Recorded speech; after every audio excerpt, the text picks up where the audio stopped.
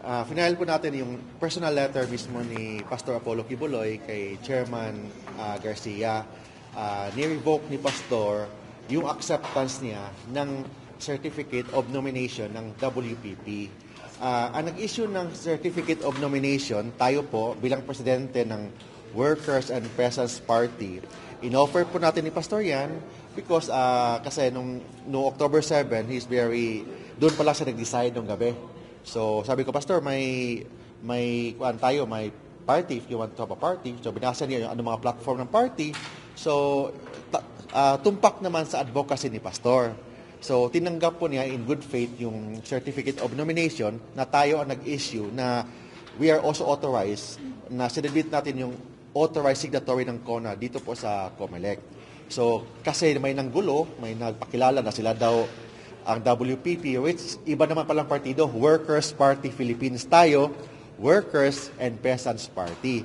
Yung nanggulo is Workers Party Philippines. So, para walang problema, kasi baka may intra-party disputes. So, ayaw naman ma-involve si pastor of the intra-party dispute. So, ni-revoke po niya ang kanyang acceptance. So, hindi niya ang acceptance po ng Certificate of Nomination na ang WPP ang nag-issue, tinanggap ni Pastor. But ni-revoke po niya ang acceptance on the ground na ayaw niyang ma-involve sa any intra-party disputes. But, nagpapasalamat pa rin siya sa Workers and Party Philippines, sa Workers and Peasants Party. Nagpapasalamat pa rin si Pastor for the nomination, and he will maintain pro-God, pro-Filipino, and pro-Philippines platform of government.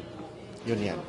Pero ano magiging effect dito, sir? But of course, yung mga nagpakilala na sila daw yung legitimate, they are still welcome to support Pastor Kibuloy. And we are very happy kung mag-support man sila, which dami na akong na-receive na mga tawag na they are expressing the support for Pastor. And they're all welcome to support Pastor Kibuloy for Senator. Sir, ano magiging effect ng pag-revoke ni Pastor Kibuloy? Pastor Kibuloy will be running as independent senator. But of course, hindi naman matatawag na independent si Pastor Kibuloy, and dami naman mga political parties na nag-invite kay Pastor na maging guest candidate.